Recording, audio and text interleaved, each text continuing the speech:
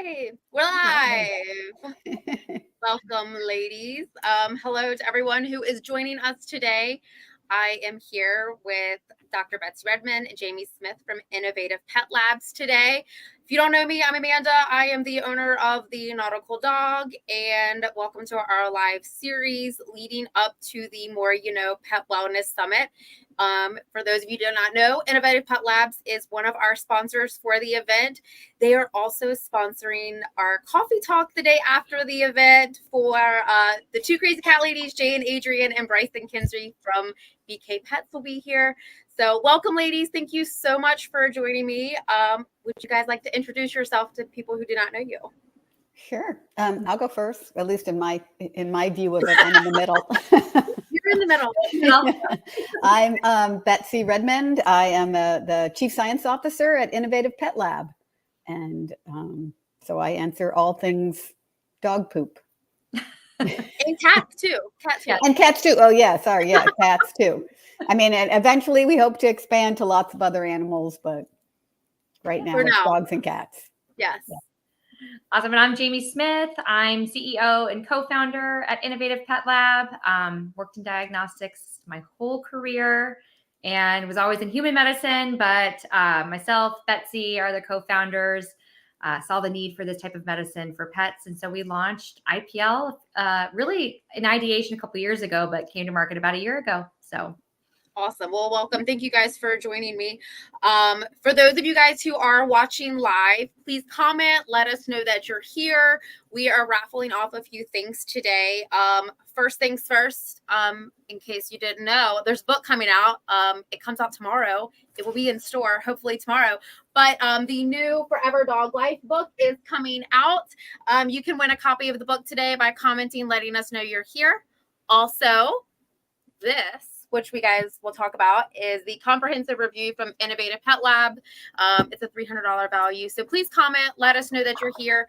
And then we're also going to raffle off a ticket to the sold out summit. That is in a month and a half, actually less than a month and a half, 40 days, actually. So super excited. So let's get started. If you guys have any questions, let us know, comment, and let's talk about the testing, what you guys do. What is Innovative Pet Lab? What are you guys known for? Yeah. Do you want to kick it off, Betsy? And we do poop testing for dog health. So, I mean, poop testing is really easy to get. You'll see that box, but all you got to do is to get some poop in a tube. I mean, most pets are pooping every day. So, and then we're going to let you know overall, like a broad overview of how your pet's gut is doing. So we look at 6 markers that kind of give a variation of health. You can do it. Some people do it to just look at their pet's overall health, like how are they doing with everything I'm doing.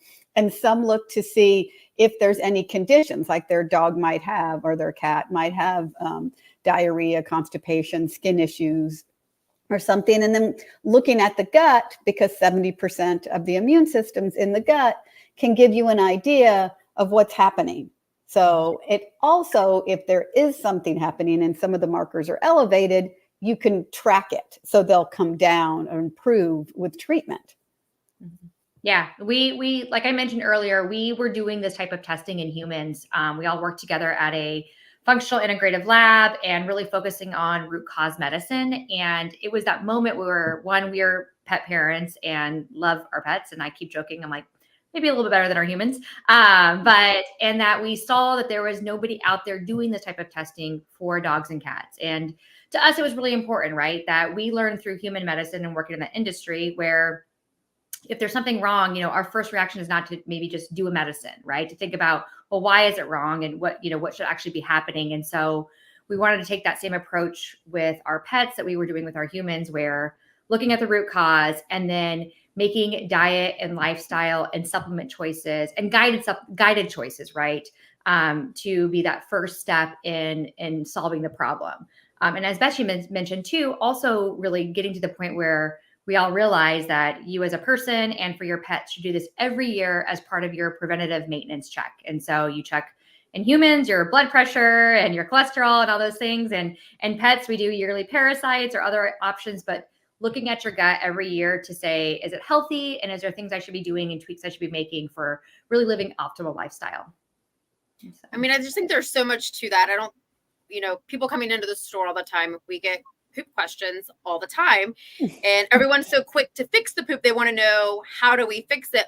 But it's kind of hard to fix that unless we have an answer to something. And I used one of the tests for my senior beagle. And when you were here, Jamie, we talked about that. But, old lady, she's probably like, I don't know, she's probably pushing 15 and, had some health issues over the past year, and did the test. And it was kind of an eye opener. And, it gave me those markers to look at, see what's wrong, and see what I can add. Because honestly, I wouldn't have added the supplement that I added unless I would have known that that was what was wrong. So very important. And I think it answers a lot of questions. I see we've got a lot of people in here. Jessica Fisher, Julie, Loretta.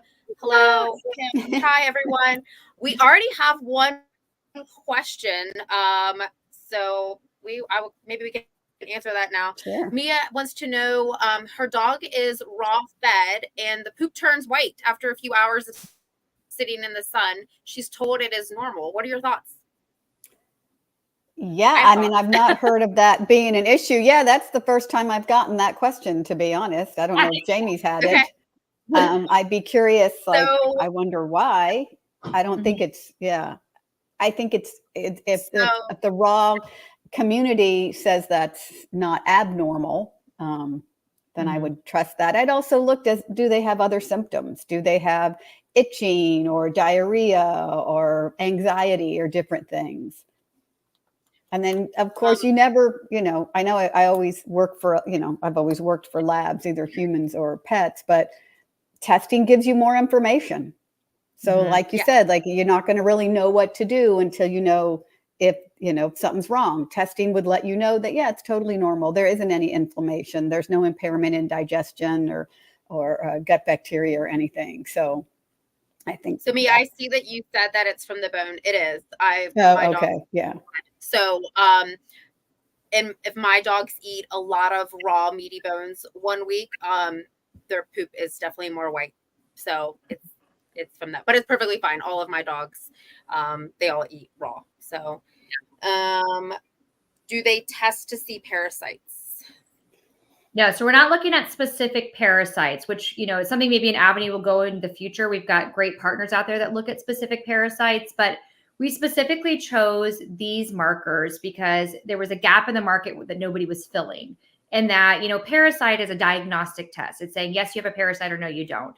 What we're doing is looking at and saying, hey, is there inflammation going on? Is there an immune reaction going on? Is there leaky gut? Is there digestion issues? Is there detoxification issues? And these were markers that we were looking at in humans, but nobody was looking at in pets. So it was a gap in the market that we felt we could fill and to kind of help move this type of science forward. So now, that being said, there's markers that could be off, and I'll definitely turn over to Betsy because she's way more clinical than I am. But if there is a parasite or is a follow-up test or in conjunction with this, but we're not doing a specific looking at a parasite test.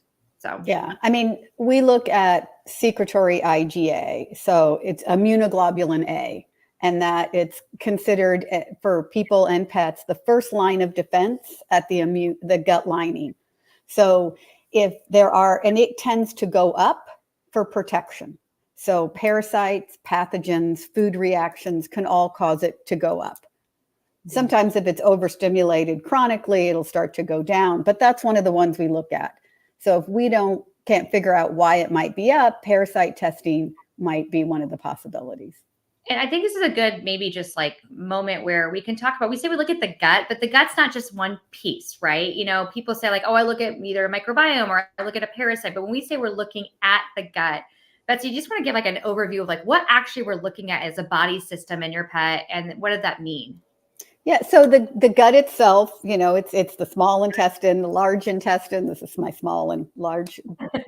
So it's also all the enterocytes, or the little cells, like they're gut lining cells. They're lined up and they are connected to a layer of plasma cells, and it goes down into the blood, and that blood goes to the liver. It gets stuff from the pancreas. So there's a lot of activity there. And they say it's the immune system, like 70% of the immune system's in the gut, because a lot of immune activity goes on there. It's kind of guarding you.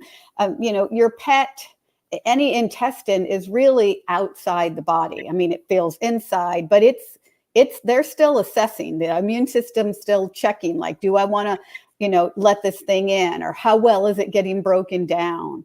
So it's pretty, strong on like what they let in. And if there's an impairment in that gut lining, or there's an overreaction or a bunch of inflammation that it's responding to something, that can impair the function, and it can make it so the immune system isn't able to be as protective as it should be. I think one of my questions for you, and I think a lot of people will ask this, you said that people should do this every year just to kind of get, a basis. Just like if you were to go get blood work, your annual checkups, your senior blood work, you always have a base.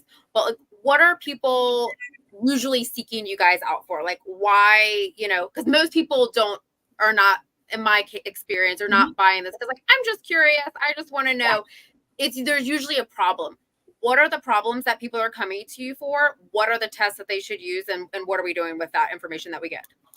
Go ahead, Betsy. That was a lot. The problems, like there's various symptoms. My part, right there. Well, I mean, we of course always say, like, if people are spending a lot of time and money. I mean, I know I, take over my kitchen and make my dog's food, and we spend a lot of time and money on our pets, and I want to know, like, all that work is helping. So, again, it's like for just a check, but otherwise, because the gut is so connected to everything, we're looking at, skin conditions. We're looking at, of course, gut, the diarrhea, constipation, even, vomiting, mood disorders, really anything that you could have, ensuring your gut is healthy could help that. Mm-hmm. So, yeah. I think, like you hit the nail on the head. People find us right now because they're reacting to a problem, right?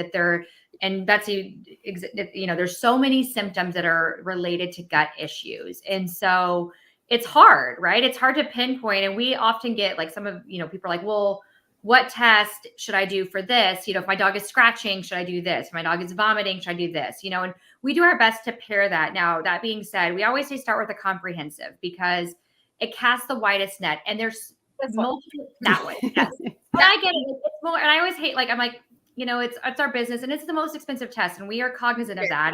But because gut problems are hard to understand and treat, and there's so many symptoms that could be associated with one thing, and so we say start with a comprehensive, understand what you're up against, right? What's your root cause?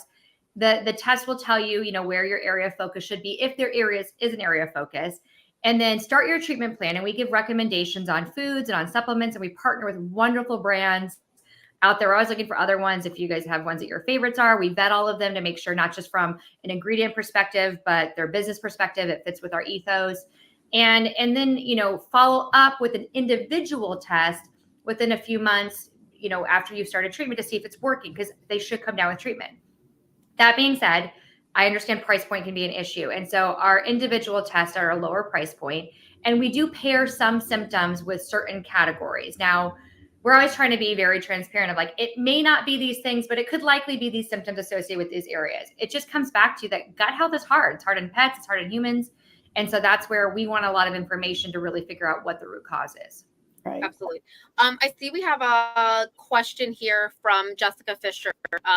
She wants to know, can you discuss the difference between Innovative Pet Lab and Animal Biome, so we can understand how they work? Yeah, we get this question a lot. I mean, it's hard to, Animal Biome is looking at bacteria in the gut. Like, what bacteria are there? They look at, the phylum, class, they look and they break it all down. So they're looking at all this bacteria in the gut, because some of the bacteria in the gut is good commensal and some is opportunistic. And if it's imbalanced, it can cause issues. So sometimes certain patterns of gut bacteria are associated with gut inflammation or intestinal permeability or different things. So in the human world, we had worked on a test that looked at gut bacteria and then functional markers. And we really picked the functional markers specifically because they were more actionable. So there are patterns of bacteria that can be associated with inflammation, but we just thought, why don't you just look directly at inflammation? Mm-hmm. So, our test, our comprehensive is 6 markers. It's an inflammatory marker, so calprotectant. It looks at secretory IgA, so that immune reaction. Zonulin, which looks at how tightly the gut lining is.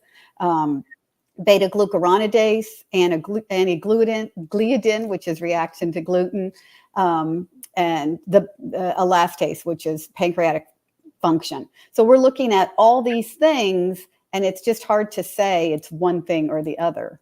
Mm-hmm. Yeah, and we're fans of microbiome. I've done microbiome, animal biome on my pets. I think it's, again, where it comes back to gut health is complex, and I think you should look at multiple areas. And big fans of what Holly and Carlton built over there. Mm-hmm. So to us, like a best in class, if you want full gut health, as far as your pet, looking at both, again, price is always something. And we say start with us, and I'm sure they would say start with them. But I think it's a win-win situation there, where we're both fans of what each other are doing, but it's looking at specifically why we chose these markers, and we felt the action and recommendations came after it. Right. So we do say if have we'll just more information. You can never have too much information to help your pet. So right, it kind of helps put it down further, like very specific, like you were saying with the supplements. The more information you have, the better you are going to pick targeting the supplement. Mm-hmm. We'll say like beta-glucuronidase is one of the markers we look at, and it's made by dogs and cats. People make it, and they make a little bit because they need it, but it's also made by gut bacteria. So that's one of the markers. If it comes back and it's really high, that probably there's an imbalance in gut bacteria making all these, and that's a time you would want to go look at gut bacteria, do an animal biome, and see what's the imbalance there. Mm-hmm. That makes sense. I have a question here from Chrissy. She has toxins. She says, and I'll take this down in a second because I know we can't see, but it says gut health is so important, and it's so important to be in tune with your breed and their specific needs. What are these tests specifically for? And what is the purpose for the data that you're getting? Oh, for the data. Go ahead. Yeah, and dachshunds, she mentioned, do have a lot of gut issues. Certainly some pets have more gut issues than others. Some pets are more prone to celiac disease or IBD, enteritis. So some dogs are more likely to have those. Our tests, like I said, there's 6 markers. So we're looking at several different areas, inflammation, immunity, digestion, allergies are a big one too. I don't think a lot of people realize that allergies are often gut related. Mm-hmm. Yeah, you can have a reaction within the gut that is going to be associated with skin conditions. Yeah. So sometimes you can pinpoint exactly what that is, and sometimes it's going to be a little bit harder, or there's several things going on. Mm-hmm. Yeah, and to the point, we are continuing to look at breed-specific data, right? And going back to Chris, I think it's Chrissy that asked this question, but yes, a lot of this type of research has never been done in pets, right? And so that's what we're doing. We're always collecting data. We're working with others in clinical trials. It's really important to us to further the science for animals behind these type of analytes. So we say analytes, we say markers, and that's like synonymous with a cholesterol marker, right? When you measure your cholesterol, that's what you're looking at. We'll measure calprotect, is what we're looking at. And so we'll use interchangeably marker or analyte, and that's what we're measuring in the data point we're looking at.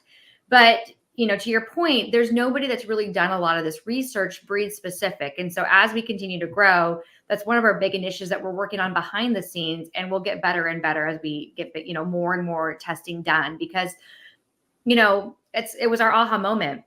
Nobody was doing it. We kept saying somebody should be doing this. Like somebody should really be looking at this. And it became that moment. We all kind of laughed. We had these great careers and we're doing these other things. And we're like, let's just blow that up and start a pet lab, because somebody should do it, and why not us? And so, it's been fun and wild, but we will continue to bring out more and more information as we gather more. Yeah. Ideally we would get size specific, breed specific reference ranges. Nobody has that. Like, there are, like, Texas A&M does a few of the same markers we do. And it's just, a reference range. It's just like most people. But eventually we'd like to have it by age and breed and size. But you've just got to collect so much data to get that right. And we're really stringent about that. I think it's, a little maybe toot our own horn here, but I think it's important to point out that when we came into pet medicine, we were very surprised at how unregulated the market was. And we came from human medicine. So we come from a highly regulated, lots of certifications before you can open the lab. And we run our lab that way. And so there's actually analytes that we are looking at in R&D in cats right now, but we haven't brought it to market because we don't feel like it's there yet. It's not up to our standards. It's not up to human medicine standards. So we have specifically held it back because of that. And so I think it's really important, that when you're looking at results and you're trusting the data, that, that I think the animal industry will catch up to that, but it's not quite there yet. And we work really hard at making sure that we're holding that bar very high. What do you mean it's not regulated? Shocker. Like, there's welcome to my world. Oh, yeah. Of all the things that can be in pet food. It's just terrifying. And so, yeah. Well, I think besides all the things that can be in pet food, like what you can say or how, like, I could just get your, send me your dog's hair and I'm going to tell you this is in it.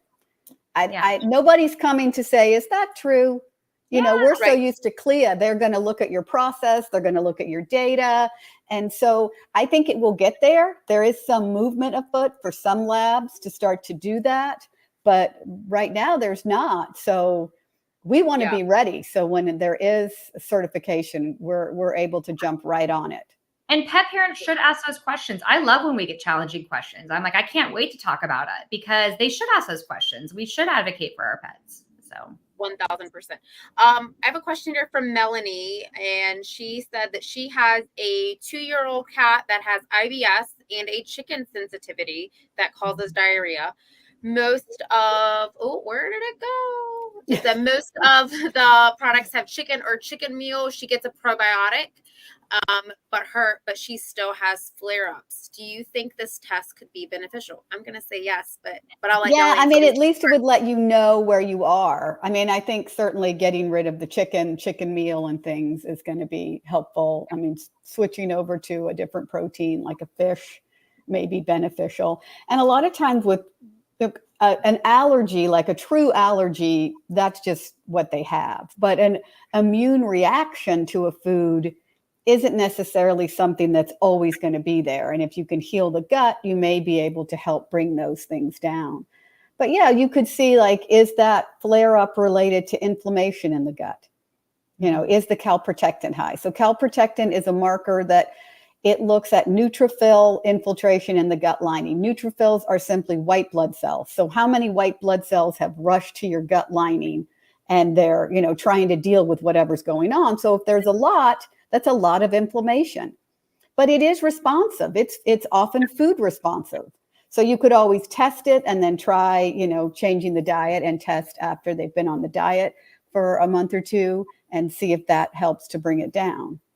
I also think changing the probiotics too. I mean, they all have different strains in them, different products, whether you're using like a powder or you're using something that's fermented. I think changing things up, at least in my experience, I don't typically. No, it works in people too. You just don't, there are thousands of them there. So you don't really know the combination. So I think changing probiotics, or sometimes in people, they have research that you don't maybe want to start with probiotics when your gut bacteria are really low.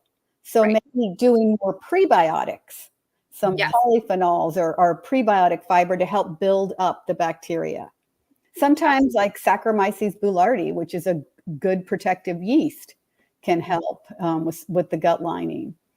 It's all trial and error. Yeah. I want to ask, we talked about this when you came to the store, Jamie. This is very, very, very common for people to come in. They bring me this list of a page of everything their dog or cat is allergic to food-wise. What's your answer to that? Because are they really allergic to I mean, you're giving the dog nothing at that point. So what do you think? Yeah. I'll start and then Betsy clean up. This is Okay. usually, but you know, like especially if you've done like a food sensitivity test, human or pet, when I see those and they're painted red, and meaning that they are just reacting to everything, my first thought is there's likely a leaky gut. Yes. And so heal the gut and then try things and reintroduce things. And some things that you're really reactive to, you can't introduce right back right away. And some things you're mildly, you know, then you start rotation diet. But anytime I see something where it's just like everything is a reaction, my first thought is, have you looked to see if there's a leaky gut? So, but Betsy, I'll Yeah, look at that. There's no cleanup on aisle, Jamie. That was good. You did a good job. Good girl. But yeah, so there is, there's research associating increased intestinal permeability. So all those enterocytes in the gut that are supposed to be lined up all together are loose. So things are getting through. And it's like, what are you doing in here? And then it's going to react to it. So some things may get through before they're digested all the way. So you have to digest them and you have to absorb them. And it also, there's a synergistic thing with gut bacteria. But so yeah, there's a lot of things that you should probably look at. I would also wonder, what test did they do? I mean, increased intestinal permeability is associated with fecal IgG. I mean, there's still limited research on that. But, where did you test to see that they're allergic to these? And then if you did, the gold standard is pulling a food out and then reintroducing it. But you have to be very methodical and you have to take a long time to do each of those foods. And if somebody's reactive to a lot, then it may be hard to do that. So yeah, I'd start with the gut lining, looking at that, because then you can heal the gut lining. You can get, aloe or all those kind of healing foods, Saccharomyces boulardii, things like that. Well, that would be my question. So I do this test, it comes back and, inflammation is off the charts. We've got leaky gut. What do I do? What do I do with that information? Yeah, I mean, I would probably, look at their food.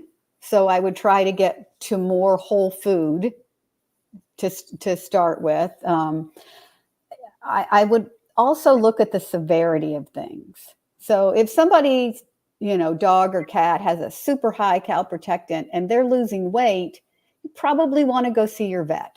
Mm-hmm. It's impacted either the ability to want to eat or absorb food. So it can be a serious marker because it is specifically related to gut inflammation. And in people, it can differentiate IBS from IBD. So food is generally the things you start with first, but in more conventional. And then they move to antibiotics to just clear everything out, and then strong steroids. But, just because you had to put your dog or your cat on steroids to get their inflammation down doesn't mean that's it. So I think that you're going to want to come back and look at the diet and then do all those healing kind of gut lining things, anti-inflammatories, curcumin, those kind of things really do bring down inflammation. And we give guidance in the report. I mean, we say in the results, we say like, here are some food choice, like, protein things to change. Here's some supplements. We, list a few supplement companies and food companies or enrichment companies that we work with. But that means this is a great where you should go into, you get your results, you bring them back into Nautical Dog where they have those relationships with all these different partners and these vendors, and they know the brands very well. And they can then point you to that right direction of purchasing these type of foods and these type of supplements because they've worked with them. And we don't sell our own food and supplements. We've always worked with partners on that because, I think it's like divided on. Some people are like, well, can you just tell us exactly what to buy and we'll buy that thing? And again, there's an art to this, but to us, maybe we're a little old school in that I don't want anyone to question my results, right? I want them to know that I'm giving them the information that they need to not just give them that next step for purchase. And so what I'd rather do is push them to great food brands, supplement brands out there to say they're the best at what they do because we're the best at lab. So, I mean, I've said it, it's my whole philosophy here. You cannot out supplement a bad diet. You just can't do it. I mean, you can't feed I won't name names, you'll know what I'm talking about, but you just can't feed a bad food and expect great results, or come in and my dog has allergies, but it's eating this food. I'm also I'm not going to change that because so-and-so told me I need to stay on that, but I want all of these supplements to counteract what I'm doing. You just, if you switch the food, I see a lot of times just the food switch alone solves almost all the problems. Mm-hmm. In Well, many you're adding up what you're spending on all the other things too. Like if you just went to there to start with. So, I mean, we meet pet parents on many different, like the timeline of journeys in pet health, right? It's so and that's why we work with a variety of partners from just toppers to foods to supplements. But yes, at the end of the day, like it just seems so logical. Think about it. As a human, when I eat bad food, how do I feel? Real bad. And so when I eat great food, how do I feel? And so it just comes back to that where your diet is so important to your health. Absolutely. We do have a couple questions. Manatee asked, what supplements do you use to heal a leaky gut besides probiotics? Before you guys answer, I'm going to answer that, and then y'all can follow up because y'all might have a product you like. Yeah. Adored Beast has a fantastic leaky gut protocol, and I love it, and it has done wonders. So Manatee, we do have that in here. It's a couple of different steps and a couple of different products in that you can add. What do you guys like? I would Adored Beast. That's what my own dog has used. Yeah, it's a great product. I've recommended it to vets who are just getting into this space. I mean, I like it because it's so easy. It just tells you exactly what to do. Also, it has everything in this like box, and yeah. So Manatee, come pick that up. I'll show you. Well, and I think that because we all are kind of in our lane, that finding a place like a nautical dog, that's small. Like we tend to hang out with small brands. We like small brands. Predominantly women owned, but we have some that are not. And so I think that we like to hang out with brands that have the same thing, and our brands have also that we're friends with have used our product and know what works. But yeah, so I think Adored Beast is a great product. Mm-hmm. Christy asked a question. Do you think that eating too fast causes the GI upset and an imbalance? I don't know the answer to that. I mean, I think the bowls out there to help slow dogs eating aren't for not. I mean, some people do find them helpful. It really depends on the individual dog. I mean, because even within dogs or cats don't really tend to do that. No. The intestines are going to be different, just like people. So I think that it could. I'm not going to rule that out. Yeah, I remember sitting in a conference once where we had a speaker, and it was over. And this was human medicine, but I think a lot of it translates back to. It was over lunch, and it was a lunch, lecture. And she stopped us. She says, I have been watching you guys chew because it was about digestion, and she's saying it starts like with the mouth. And most of you take like 4 or 5 bites max and then swallow. And she's like, you are not doing your body justice. Do multiple chews. And it always sticks with me. And so I think about that even with our pets. Like, so when I'm eating fast, I'm like, oh man, like did I do my, 20 bites to get my food down? And so, then I watch my dog who she's on a pet plate as well. But like, and even then she wolfs it down. And so, I think, being cognizant like of all those things, right? Everything's going to help. And if it's just the research not showing it's going to hurt, then why not? So. I think it also depends on the food. If you're eating a food that's been dried and, cooked, it's going to be harder to break it. Yeah, the kibble word. It's going to be harder to break that down. If you have like whole food that you've blended together, or how, that's going to be easier for them to break down. So well, they might not to breaking that down. That's what dogs and cats, as we all know, were meant to break down, not, kibble. Yeah. Kibble. Kibble can have stuff, and then it's, and age is going to have an impact on that ability to, eat really fast and try to digest a whole big bolus. So. Absolutely. Does anyone have questions for us that we have not answered yet? I think I got most of them. Not sure. Like I said, if you're here, make sure you tell us that you're here so you can get entered in to win. What are your thoughts on dogs eating a raw diet with supplements? I mean, like we said, as a company, everybody can start from where they are. Mm-hmm. So I think that there's plenty of dogs who are, moving toward a raw diet or on a raw diet that are super healthy. So I don't think supplements gets in the way of that, especially even if they're on a really healthy raw diet, they still may have issues. They still may have some gut issues that need to be addressed, supporting gut lining, decreasing inflammation. We looked at 2 litter mates that were raw fed from the beginning, sisters, and they did the same test. And one of them needed some additional support than the other. And I remember the owner being so surprised because she's like, I've been so healthy with them. They've just had everything they need.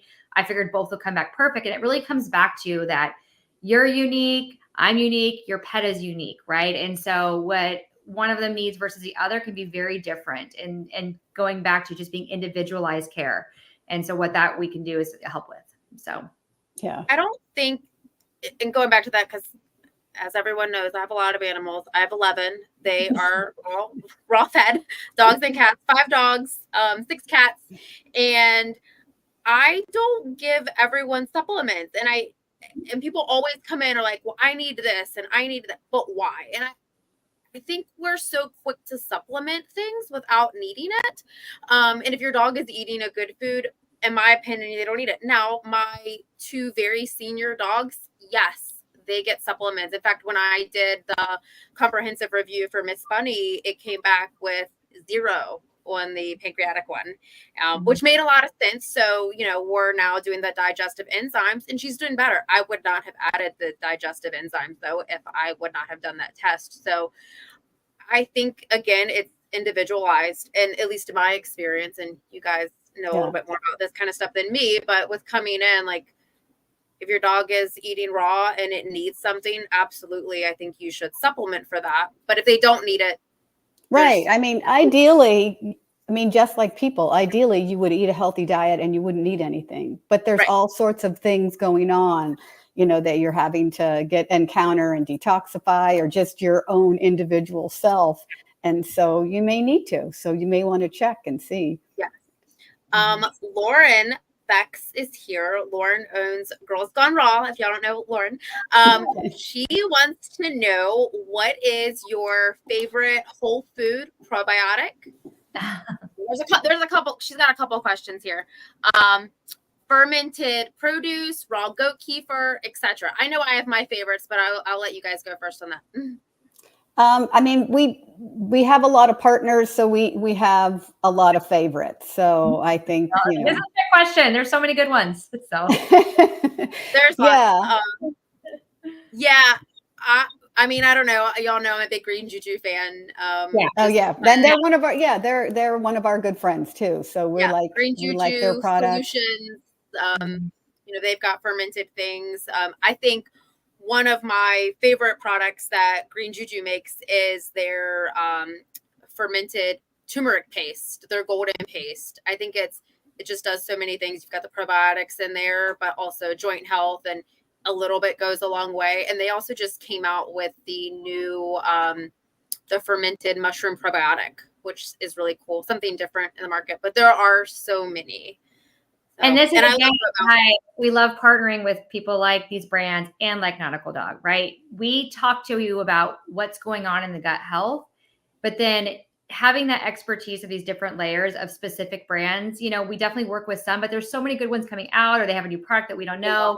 And so why I'm like, take our results and either go into your integrative vet, go into your really, your local store, that this is where their business is. This is what they know day in and day out, because we try and stay lab straight. And so I just love that you like ripped a bunch off the bat, because it tells you like, I tried almost all, or my dogs and cats have anyway. It is, but this is where you become the expert in, right? And we keep our recommendations somewhat broad and a little bit on purpose, because it's the art of medicine too, right? We're reading the lab. It's like telling you the stopwatch. This is your time. It's, you don't argue with it. But then what do you do next to enhance it? And that's where, working with you is so fun, because you have those areas of expertise. Yeah. So we'll take a couple more questions before we wrap things up, but this is something I don't know.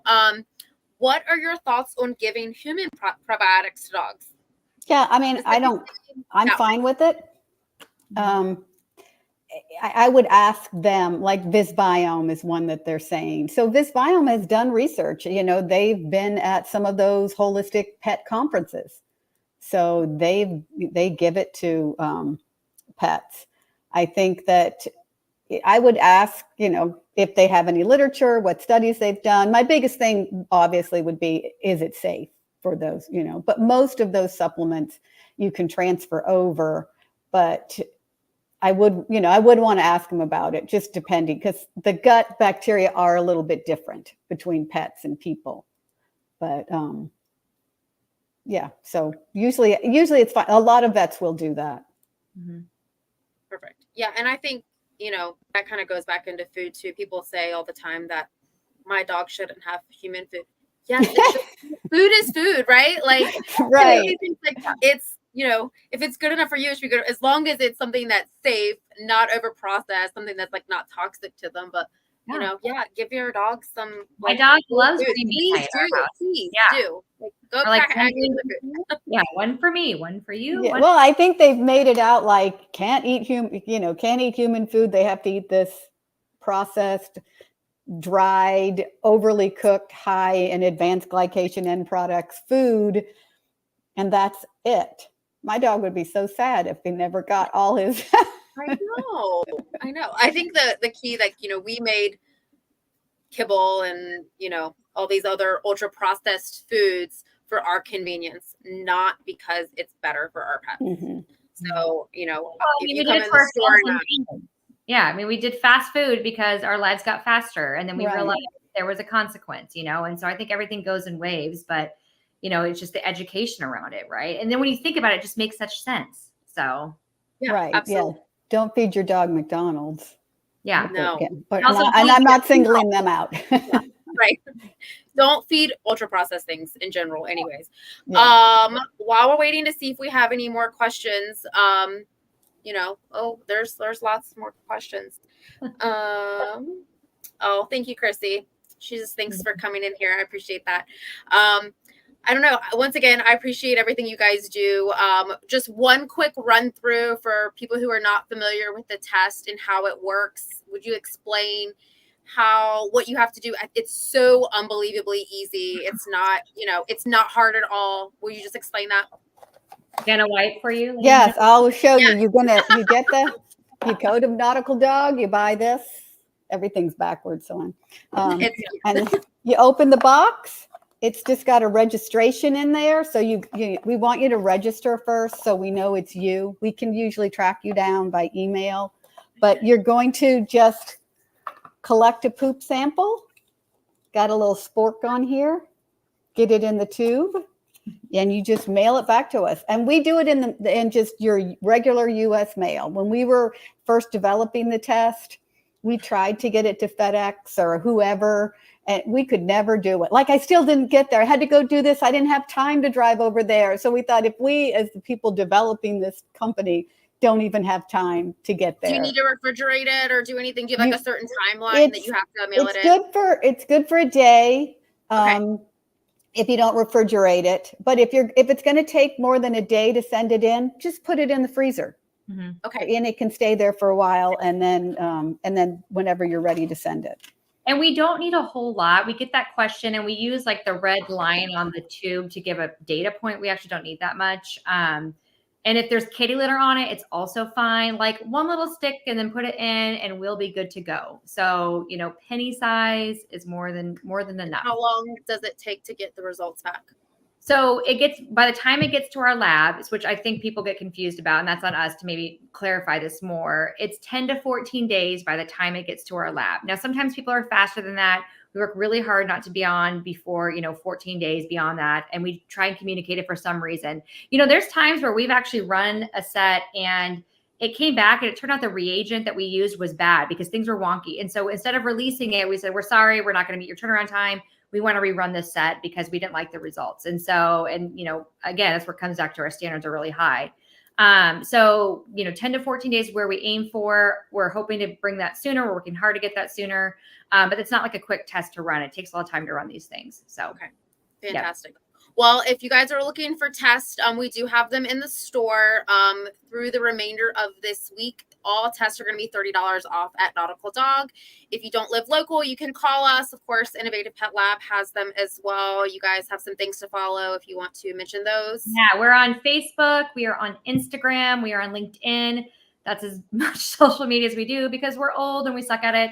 We're trying We have a little bit on X. Yeah, we like 3 I don't Twitter. have that. It's okay. I was like, oh, we're so Yeah. bad. And you guys will be at the More You Know Pet Wellness Summit. Yes, So we'll be I know there. Jamie will be there, definitely. Yeah, myself and one of my colleagues, Lacey, will be there. Okay. We're so excited. We're big. We're fangirling out over all these presenters. Like the fact that you got them all in there is incredible. We've Pretty worked with them exciting. before. Yeah, they're all people Yes. we've worked with before and really admire. So it's supposed to be a great event. But I know if you're Dr. Katie Woodley loves your products. we love her. Yeah, we like She's that. actually officially our vet on our clinical advisory or on our advisory board. So we just launched an advisory board, and she is now officially capacity giving us, feedback and advice and whatnot. So we couldn't be more excited about that. But if you are out of state and listening to this and you want to order from Nautical Dog, we can work with you and work with her on getting that special promo and getting it to you. So, Absolutely. but go in the store to buy it. Yes, come visit us. Well, We'll I see you guys. I was going to say the good thing about buying it from you is that, after we run it, we'll send you the results.